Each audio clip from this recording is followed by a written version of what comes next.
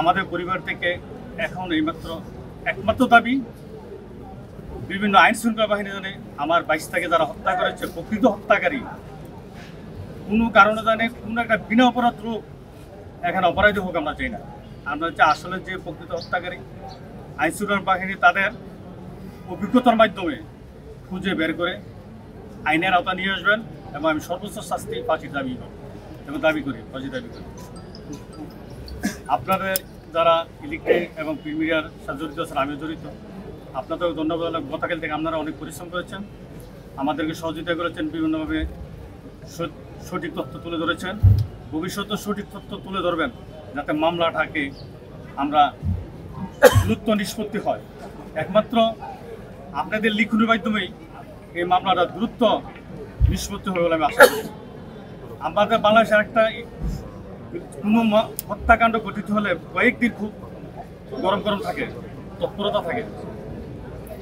অনেক মামলা কিন্তু পিছনে পড়ে যায়, বিচার কার্য হতে হতে অনেকদিন সময় লাগে। আমি আশা করব আমার 22 বিষয়টা যেহেতু এটা একটা জাতীয় ইস্যু হয়ে গেছে, সারা বিশ্বেই এটা দেখছে এবং এটা সেই বর্তমানে একটা বড় দল ছাত্র দলের সাথে সম্পৃক্ত ছিল এবং ক্যাম্পাসে ছাত্র দল আহ্বায়ক কমিটির সদস্য ছিল, এই বড় এবং কুমিল্লা ছাত্রগণ সংসদের সভাপতি ছিল এবং আমার 22 হিসাবে আমি তো আপনাদের সাথে জড়িত, সাংবাদিকদের সাথে জড়িত।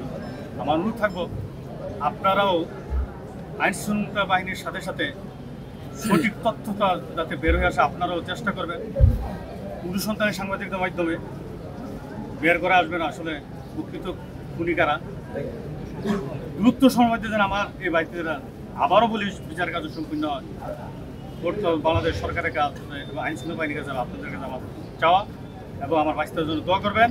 আল্লাহ রাব্বুল আলামিন যেন তাকে জান্নাতে উচ্চ মাকাম দান করেন এবং আমাদের ফ্যামিলি যারা আছি আমার ভাই ভাবি সহ সকলে যারা আমরা সুখ সইতে পারি এবং ধৈর্য ধারণ করতে পারি, আল্লাহ রাব্বুল আলামিন সে তৌফিক দান করেন।